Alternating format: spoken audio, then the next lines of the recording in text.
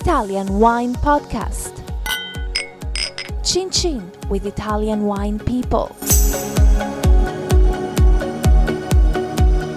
Hello, this is the Italian Wine Podcast. My name is Monty Waldin. Today's guest is Robert Joseph. Robert, welcome. It's great to be here. So, Robert, you have many titles. In a few short words, how would you describe your activity in the wine industry at the moment? I used to be a full-time wine writer. I wrote a number of books on a newspaper column, Wine International magazine, got involved in wine competitions, and the International Wine Challenge. Which you sort of created, didn't you? I did, actually. 12 years ago, I changed track completely, and my son was born. I took a fresh look at the world, and I thought right now I want to do two things. One is I want to look at the business of wine, more than the consumer end of it, to an extent. And secondly, I wanted to produce wine. So I'm now with two partners. We produce wine in Languedoc, and learning how people buy and sell wine is fascinating. I didn't know about that as a journalist. And secondly, I've become more and more focused on the way the wine world is changing. So the book that is coming out in March 2018 is called The Future of Wine Has Changed. So what do you mean by that? The future of wine has changed?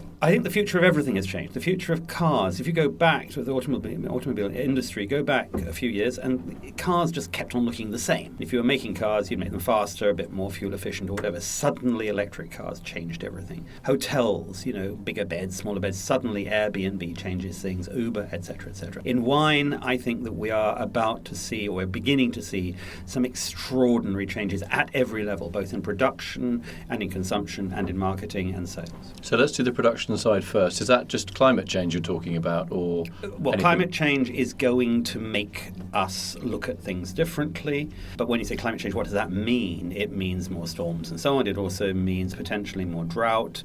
It means more extremes. But water is going to be huge. And how do we deal with water? Well, we're going to be irrigating in places that we didn't used to irrigate. That's the first thing. Secondly, we don't have enough water to irrigate with, so how we do that? We are going to be starting to irrigate essentially almost individual vines. We're not going to be blanketing the vineyard in the way we did. And how are we going to do that? Well, we're going to be using drones. We're going to be using satellites. We're going to be using robots that go through the vineyards that tell you which vines need the help. And that's not just irrigation. That could be in terms of pesticide, that could be in terms of fertilizer, etc. That's a big change. And of course, those robots that do that are going to be accompanied or followed on by robots that do the work. We go to the States now, and yes, Donald Trump hasn't exactly been the best friend to either Mexican workers or people employing them, but actually the young Mexicans didn't want to work in the vineyards anyway. And in New Zealand, they don't have any Mexicans, they don't have any cheap labor. So New Zealand is leading the charge, but other places as well, towards totally automated vineyards. We're possibly the ex-CEO of Kendall Jackson said we're 5 years off a fully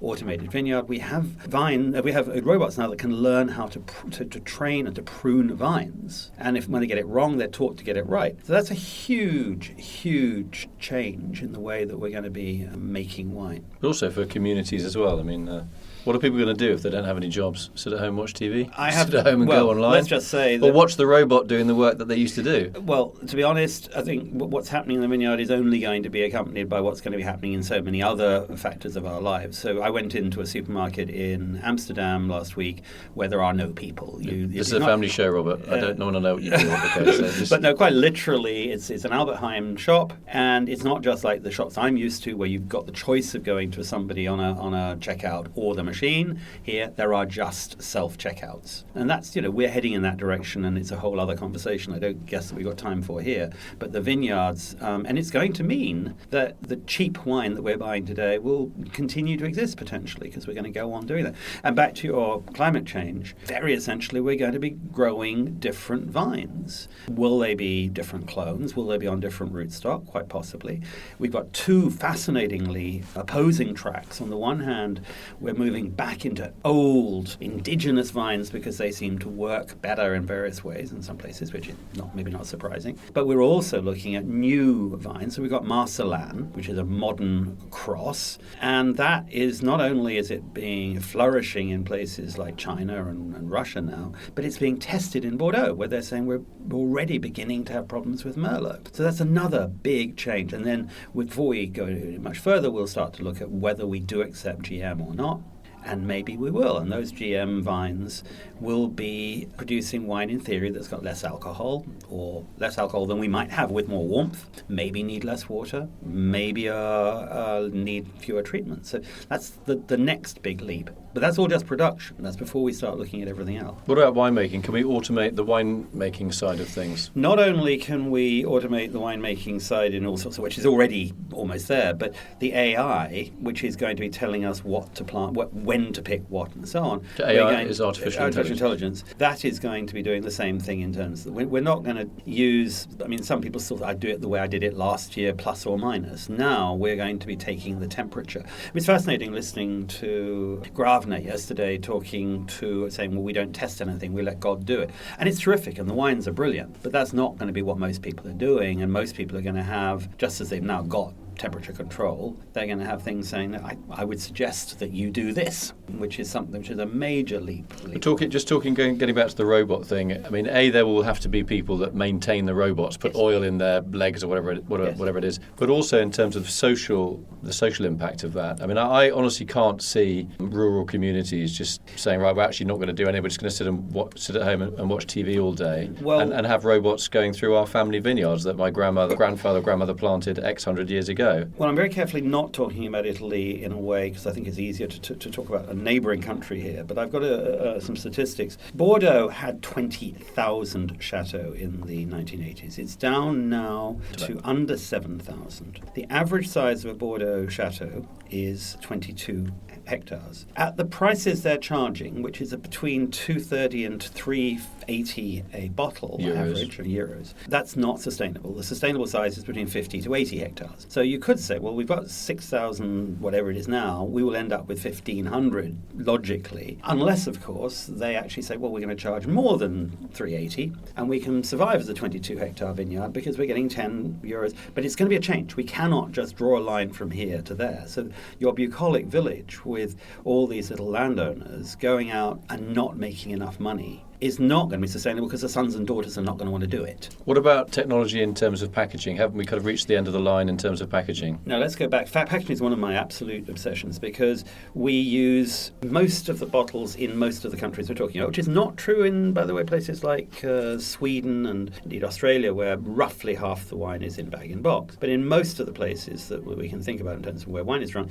rows and rows of 75 cl glass bottles. Some of them are lighter glass, some of them are heavier glass, but they're all that size because that was the lung capacity of a French glass blower in the 17th century. And 75 centilitres is not necessarily the right size for an Amarone or a Recioto and an 8.5% Riesling from Germany. There's no logic. So I think we're going to see a great move towards single-serve, smaller packaging, and we're going to see cans, which fit into a different form of lifestyle. But we're also going to see returnable bottles, because glass takes a lot of work to recycle. But then we look at some other interesting things. We've had PET. Coca-Cola. Just PET, what's that it was a plastic bottle, and those, when they're recycled, are brilliant because they're light, because they are very, very recyclable. But we're not recycling them, and they're ending up in the sea with all the results that we know about. Coca-Cola, Heineken, and company are looking at alternatives to their plastic bottles, and the water manufacturers as well. They're looking at biodegradable. Problem with that is, unless you do the biodegrading, you've still got bits ending up in the sea. There's a fascinating Icelander who's come up with something made from agar. Okay. And agar is a sort of seaweed. And it's a bottle that doesn't look very nice, and this is very prototype at the moment. But when it's full of liquid, it's a bottle, and when it's not full of liquid, it actually turns into a little lump of stuff that you could eat. So it literally biodegrades into something that is not going to affect the environment. And I think we're going to do, and in the end, the wine industry may benefit from Coca-Cola actually having to do this stuff. But I don't think we're necessarily going to look at glass bottles for the next 10, 20 years. And while we're talking about the bottle, a fascinating new development is the idea of a chip that goes into the screw cap or the cork, which will tell your phone or indeed the producer when and where the bottle was opened and whether the wine has actually been damaged en route. So there are things that sound like science fiction, but actually a sat-nav, when you think about it, sounded like science fiction. The idea of your mobile phone, your smartphone, which is only 10 years old, is science fiction if you turn the clock back 10 years ago. You can kind of see the divorce rate increasing when somebody opens a bottle of wine in the company of someone that they shouldn't be. Well, in the company absolutely. But then we move on to the way we're going to buy wine, because you've essentially moved into that area. We've already quietly begun to have these devices in our homes, Amazon's Alexa and Google Home and various of the others. And by the same token, our smartphones are getting smarter, so we've got Siri and Bixby and so on. And there are changes there that we're not really, or not all of us are paying attention to. So we're not going to be using our little fingers typing things out on those little screens. We're talking to them now.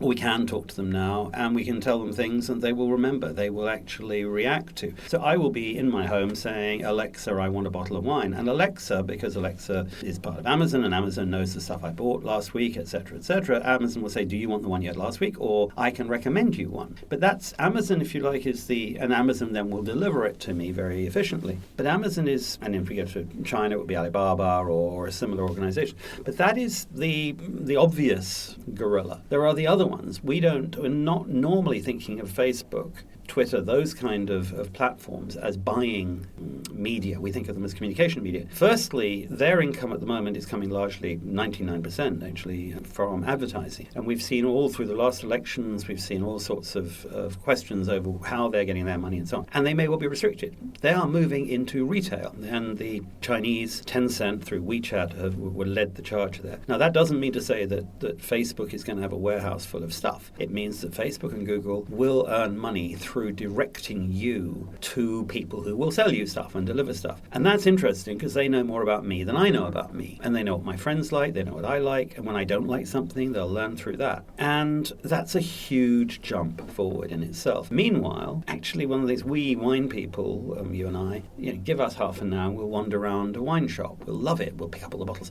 Most people don't like doing that. And any more than they like spending time in bookshops. So how do they choose a wine? They're reliant on some critic or someone telling. Actually, the best way to choose a wine is when a friend or family gives it to you. Then you've got to write it down and remember it and go to the shop. No, point your phone, at the label and hit the buy button. And as a presentation I'm giving out at the Wine to Wine conference, I've got a video I shot in China of somebody buying a bottle of wine in 34 seconds, including looking briefly at the reviews of it. But it's not just wine, and that's the very important thing. In another little video clip I used by Samsung for its new Galaxy phone, the Bixby, it shows the character there walking past a poster in which he sees a pair of shoes. He points his camera at the shoes in the poster, goes bang and buys the shoes. So we're not just going to buy wine this way. We're going to buy so many things.